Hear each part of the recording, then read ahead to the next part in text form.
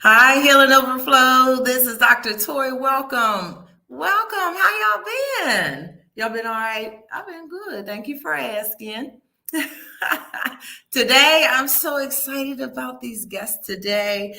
I always think I tend to have a little actress, talent in my blood. But these folks are artists, writers, producers, filmmakers, stage play extraordinaires. They're on another level because they're on some kind of mission that is beyond our recollection. It's like healing on steroids, and I'm so excited to finally get them here. I've been chasing around one. You about to see her in a second. I've been chasing her because the ministry and just all that she's about is so strong. I'm so excited. But before I bring her in, I want y'all to like my Facebook page and subscribe to my YouTube page, Healing Overflow with Dr. Toy. Thank y'all for watching. I'm new, but I'm gonna tell you what, y'all showing so much love. And people have really just been reaching out and saying how much the show is helping them to heal. That's what it's all about, y'all. Keep on healing, let it overflow on the others around you. Also, email me at drtoyjones@gmail.com. Follow me on Twitter. I finally got on Instagram, y'all. I know I'm a little old lady with gray hair, but I'm on there. I'm Dr. Toy. I'm on Dr. Toy Jones. I'm on Instagram. Hit me up, follow me. I don't even know the language because I just got on there. So, and also like the WXCM Power Radio. That's what it sounds like on the radio. So I got to do it like that. Let me not let y'all wait too much longer because I've been waiting long for Nay to get on here. I'm so excited. Okay, so Nay Stubbs is a native of Pittsburgh. She went to the School for the Creative and Performing Arts. That's CAPA. We don't even know what that stands for in Pittsburgh half the time, but she went to CAPA, which means you are top notch.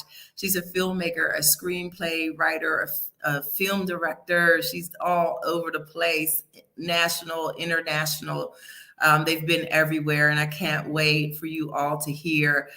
She founded UniQ Performing Arts in 2003, and the company was designed as an outlet for artists who desire to utilize their artistic abilities to change lives. If you have never had the opportunity to be in the audience of one of these plays, then you have truly missed something impacting and life-changing. And so their main purpose in these performances, in this, and I call it a ministry, I call it, what they were called to do, because they're changing lives and helping to heal people by boldly confronting and addressing issues plaguing today's youth. And so I got Nay here coming up, and half of our time will be Chuck Brown. I'm so excited to have Chuck on the show, so I want y'all to stay tuned, but we're going to bring Nay Stubbs in. I want y'all put y'all hands together. Loud applause for Nay Stubbs.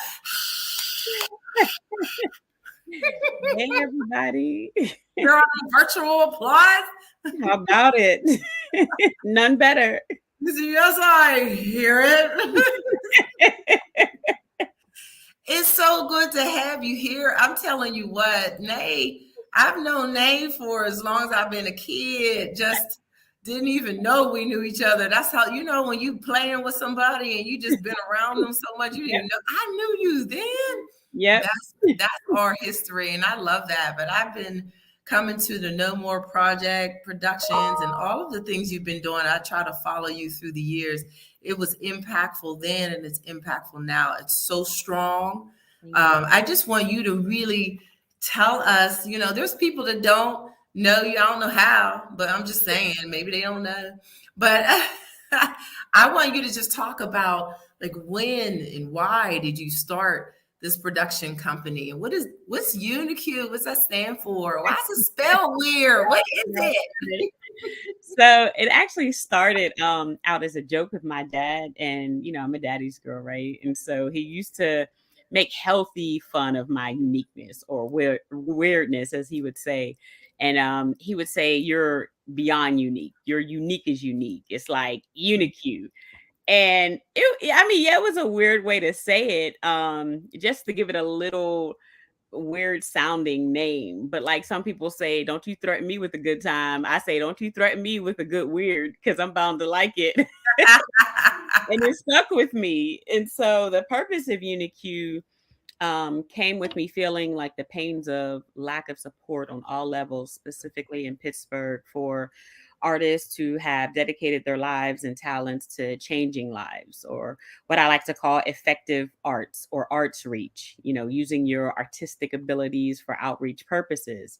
And so with that came an organization that can coach in all facets of the arts, be it by way of individual sessions or developing a whole cast for a specific production. And it just so happened that the first production we ever developed was the No More Project, which was a theatrical look at how social issues, the denial of their existence, and the lack of communication in our personal spaces about them were negatively affecting our youth. And we were fortunate enough to run that production both nationally and internationally for 13 years. And we've since been able to take a hiatus from it after being able to turn the stage production into a 7-episode film anthology this past summer, so that we can focus on the many other projects that we developed over the past 2 years. And the unique spelling, as you say, lowercase u, capital N, IQU accent. It was just me being unorthodox once again. I spell my name lowercase n, capital A accent. And I guess you can look at it like not following the grammar rule, right? So for me, it's speaking to the fact that because a lot of what I do may not be like everyone else does it, may not follow the artistic rules. It it's still, reaching people on an outreach and artistic level. And then the accent, well, what does an accent do, right? It adds a highlight or adds volume. And to me, it makes it loud and makes you ask questions. What's the accent for? And everything I create has to be loud as far as I'm concerned. And that's loud in meaning. It has to bring volume and loudness and meaning in production and how it's delivered. And most definitely in preparation and work ethic, because excellence is loud, right? At least it should be, right? It's loud, it's bold. So you out there causing good trouble is what you talking about. Right. I'm ruffling feathers for the good, and I'm pushing envelopes, for the good. That's just what we do. That's the uniqueness of UniQ. And, it being also a way to kind of look at UniQ, UNIQU, also depending upon how you pronounce it, you see unique you as well. So that's a plus. Ooh, very nice. So then this leads me to, I've seen your productions and it is very bold. They are very loud. They are very against the grain. They are very good trouble. And it's a lot of what Black folk don't talk about in particular. We don't talk about, and I'm going to let you get into some of the, the social problems as we as social workers call it. But what, some of the conditions that plague us as Black folk, you said, oh, no, we going to talk about it. Pull up a chair. We're not gonna hide, behind this curtain. We're not gonna hide these secrets in the closet, figuratively and literally. But you said we're gonna put it on stage, and it's done in such a tasteful way that I'm a trauma specialist and a trauma expert, and I think it is so tasteful. It is so, and when I say tasteful, I mean it's delicate in thinking about the survivors. And thinking about how to deliver it as well. So it's kind of like if we're talking medicinally, in some way, shape, or form. When you say tasteful, I think that's the operative word, because we've added a little sugar to the medicine. And so it makes the pill a little easier to swallow when you can sing, dance, and act the resolve or a part of the resolve to the particular issues that we're talking about. So, I mean, I didn't create it. I didn't create the medicine. But it's my formula. It's my way that it works. It does work, and it's done in such a way that we are no longer hiding these things, these tragedies, these traumas that have happened, but we're pulling it out, and in turn, healing is taking place. So talk about your intentionality in your method. Now, you put that sugar in that medicine and you did that. You know what you was doing Right. when you did it. So tell me about this. At first I didn't, a lot of people can tell you it was supposed to be a one-stop shop. We were supposed to do a show and that'd be it. And then it became backed by popular demand. And then it became, every 6 months we look to be, doing it. But it definitely works. The intention was to put it on stage with different genres of the arts. And surprisingly, when you give somebody medicine, they'll fight you first. I don't want it. I don't want it. I don't want it. But then when you do it right and you do it, like you said, comfortably, even when it's uncomfortable to talk about, the way that it's being done adds a little comfort. And then now what, you're asking for the medicine? Wait a minute. How does that work? You're saying, give me more, give me more. But I'm saying, with this medicine, it comes a little discomfort and comes a little pain. And you're saying, okay, those are just the side effects. But we know that the medicine is going to bring some healing. So we want it. We'll take the side effects. We'll take the discomfort. We'll take the pain. We'll take the fact that, we may be asked questions afterwards because, our target audience was the young. So we're telling the youth leaders, bring your young people. And now they're sending us, they send us the letters and the emails saying, my young people won't stop talking. My young people won't stop asking questions. And we've had young people run out of theaters and they have to go, find them and say, what's wrong? And they're saying, that's me. That's me. So it works. That was the intention. The intention was to make you feel uncomfortable, because we know you're listening, Right. we know you're getting it. Mission accomplished, because now we're talking about it. It's a communicative piece for sure. When we're on stage or when we're on film, we want you to talk about it. And that's the very responsible part that you do. You have the question and answering section, you have the debriefing section afterwards, and that's where the healing's allowed to take place. People want more because it's helping. So when you take that medicine, that nasty candy flavored medicine that we used to take when we were little, we wanted more because it made us feel better. It healed our bodies. So you have the perfect combination going on there. Good to know. Thank you. And it's working. And surprisingly, it's working for us as much as it's working for them.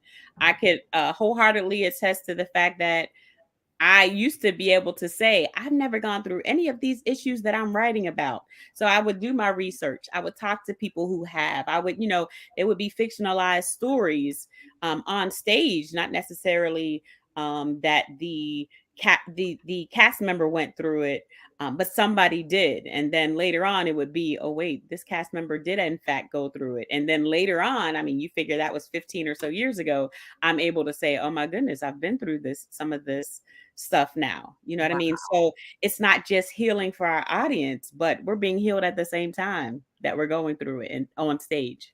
Wow, that's mind blowing. That's mind blowing. So I know that you're making a sort of a transition. You're not leaving your stage play roots, but you're up to something. Tell the audience what you're up to next, and then we're going to bring in your partner in crime. Yeah. So COVID pushed me into film because theaters were shut down. And we couldn't get the requests that we generally would have all year round to travel to do the No More project on stage. And then so God kind of showed me how, especially through Chuck, showed me, or as you said, my partner in crime in film, showed me how to transition a lot of the theater attributes that I have and apply them to film.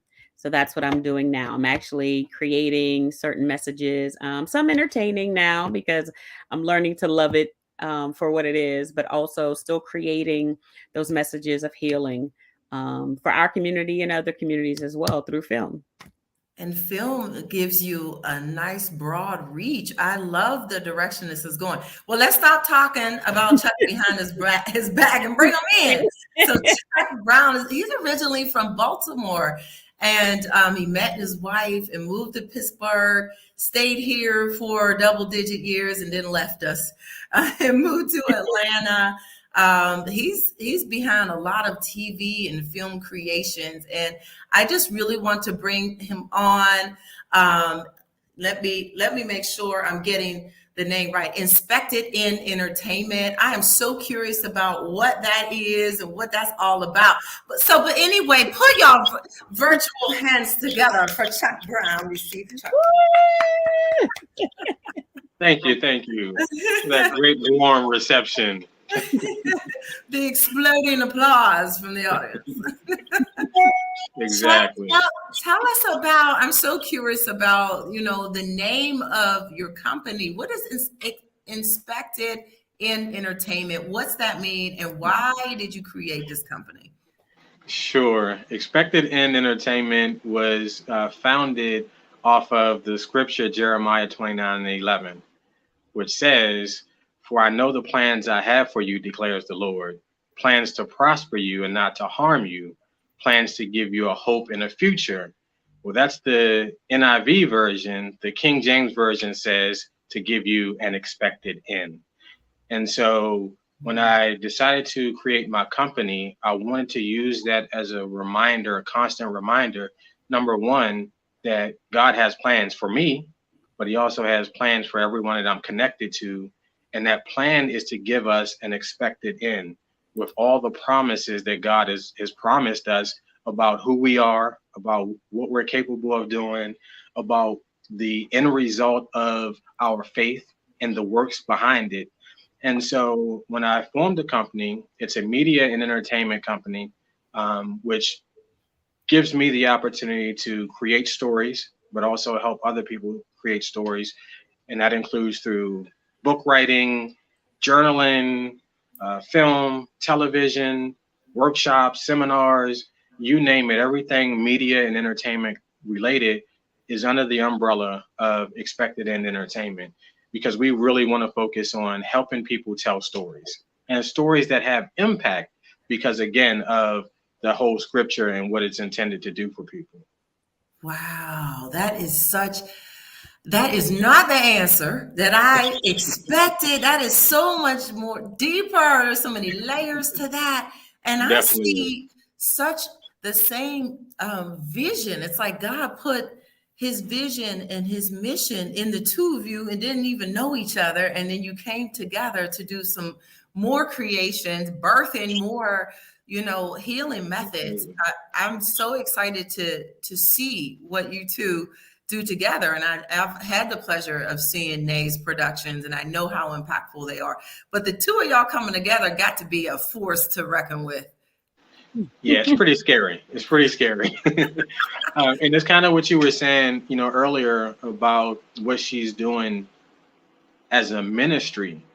And so just with my company as well, even though some things I don't call a ministry, it's still ministry. So underlying everything that we do is that impact. It's that service. So it's naturally ministry. But we have a sensitivity to a lot of the issues that especially us Black folk deal with that, like you said earlier, that we don't normally talk about. And because of all the stuff that we've done separately and individually, when we finally came together, and it was kind of a unique situation of how we came together, and then we didn't understand all of the stuff that she was doing, all the stuff that I was doing, until we kind of got into working together. And it was like, wow, we are doing so many of the same things. Where can we collaborate? Where can we help each other grow in those areas? So it's been awesome. It's been a parallel process, and y'all are in for a ride. I've had the pleasure to see what y'all are up to, and it's all good trouble again. Your new production is God Guys. I keep getting when you say good guys. It's God Guys. I gotta get that right. It's God Guys. I really want to know the concept, and let me tell my viewers. Next week, you all get an opportunity to meet the cast of their new production, God Guys. They're sold out. That you can't even get a ticket. I hope they come to a city near you so you can get a ticket. But I'm just saying, it's that impactful, and it's really discussing and opening up doors wide when it comes to Black men. Can you just tell the audience a little bit about what Good Guys, what's it about, and how did it come about? How did y'all create such a powerful concept? Yeah, God Guys came Did I say about. Good Guys again? You did. You did. It happens all the time, though. You're not the only one. Yeah. So there's a group of guys that I get together with occasionally. We go out to eat, we have conversations, and they didn't even know, but I was referring to them as God Guys. So when I come home, talk to my wife, she's like, how'd it go? I was like, yeah, I had a good time with the God Guys, whatever, whatever. And so that went on for, a couple years. And eventually I said, you know what? I'm going to put something together. I'm going to do a short film so that we can work together because they're all talented actors. We're all in the same industry, but we've never worked on anything together. So I said, I'm going to put it together. And it didn't come along too quick. So after I started working with Nay and I was sharing with her some of the things that I was working on or intended to work on, that was one of the projects. And she was like, well, when are you going to do it? And I said, it's going to happen. So she kept asking me, just prodding. And then one point she said, well, I'm going to go ahead and I'm going to start something, let you, see it or whatever. And she did. And she just captured the vision so well that I was like, oh, just go ahead and finish it. Let's get it. And so initially it was going to be a short film. But once I told the guys about it, they said, well, let's do it as a play. And I'd never done a play. Fortunately, I was confident in what they knew because they're more seasoned, having stage experience and film and TV experience than I have. And so I was like, okay, at least that part is good. And now on the other side, we have somebody who's been living in theater production for 20 years. So I'm like, it's going to happen. It's going to come together. And so it switched from a short film to a stage production. And it's been an amazing ride so far. And I can't wait for people to experience it. That's phenomenal how you all got together and just kind of filled in those areas. You're both expanding so much, and it's a wonderful opportunity for you both. I am excited to interview the cast and talk about more about this production, God Guys. And I just want I did it. I really want to just know. I mean, I wonder if the audience were thinking this too. Like, why not entertainment? Like, we call on, plays and films, and we have the, very famous people get very rich and famous off of entertainment and, making us laugh and feel good and fuzzy the whole time. Why deal with people's pain? Why put that out there? Why not just entertain and make us laugh and giggle and stuff? You want me to go or you want to go? Go. Go. So our mission at Expected End Entertainment is to entertain, educate, and empower. And I believe that you can do all of the things that you said by incorporating everything. It doesn't just have to be entertainment, or it doesn't just have to be an educational experience, but it can be both, which brings about that empowerment. And so a lot of the times we kind of dissect the things that are important and we say, okay, let's just have a break from it and laugh. Well, yes, then once you're done laughing, you're going to go back to the same situation. And so if we're able to make you laugh, make you cry, make you think, but then also provide something that will make you want to get help, want to get that healing, then we're making a difference. So we can still make you laugh because you will be entertained. But what about us just pushing you a little bit further to say, you know what? I can relate to this situation, or I can relate to this character. Now I need to go and get some help, or I need to talk to somebody, or I need to share my experience to see if, in fact, I do need help, because they might not even know because no one has ever told them. And so if you see, for example, in this production, if you see men who are being vulnerable and opening up about topics that normally aren't talked about in the Black community, especially among Black men, the Black men in the audience will say, wow, you know what? If they could talk about this, maybe I can talk to somebody about this. Or a woman in the audience might be saying, wow, I wonder if my brother has gone through this, or I wonder if my husband has gone through this. And now they can have a conversation about a production and not necessarily specifically about them, but it can open the door for healing. And that's exactly what I was thinking while you were talking. It opens the door for healing because it doesn't feel good the whole entire time. If you're healing from something, that means there was a bruise, there was a wound of some type. And so there, the wound is already there. Y'all didn't inflict it. It's there, and you're saying no more, like literally no more covering these wounds and these scars up. We are going to face them, but we're going to heal from them. I'm really I continue to be impressed with this kind of work because y'all can sit comfortable and not really attack these issues. But as a clinician, as a therapist, I'm saying bravo. I know that's y'all language. Bravo. That it's wonderful work that y'all are doing. And it's just another way to heal. Viewers, we talk so much about healing through poetry, healing through art, healing through talking, on a couch to a therapist. But this is yet another unique way, and no pun intended, but pun intended, unique way to heal. This is another way and another avenue. And sometimes folks aren't coming into the therapy office laying on the couch, but they are coming to production. They are looking at your films or looking at your Broadway productions. Yes. Yeah. And they're getting healed. They're saying that's me.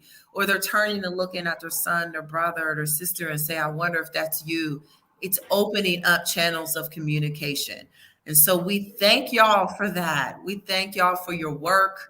We thank you for your labor of love, because I can't imagine how difficult it is to get folks together, to get talented actors. Y'all, when you see these productions, they are talented actors and actors. They're not like, that's my cousin, and we put them in the basement with my camera. Like, they are you can feel the emotion through the film. You can feel the emotion on the stage, and you can feel transformation taking place. So thank you for such good quality work, y'all. I'm so excited to bring your cast on. Listen, Healing Overflow with Dr. Toy family. Y'all got to tune in next week and hear the cast, get to introduce. We will introduce the cast, and they will talk about the characters and the relationship with the characters. I'm so excited to have them. So tune in next week, 4 p.m. on Facebook and my YouTube page, Healing Overflow with Dr. Toy, and WXCM Power. It will be broadcasted on that as well. Thank you, Chuck. Thank you, Nay. Thank you. I wrangled you in. I know, right?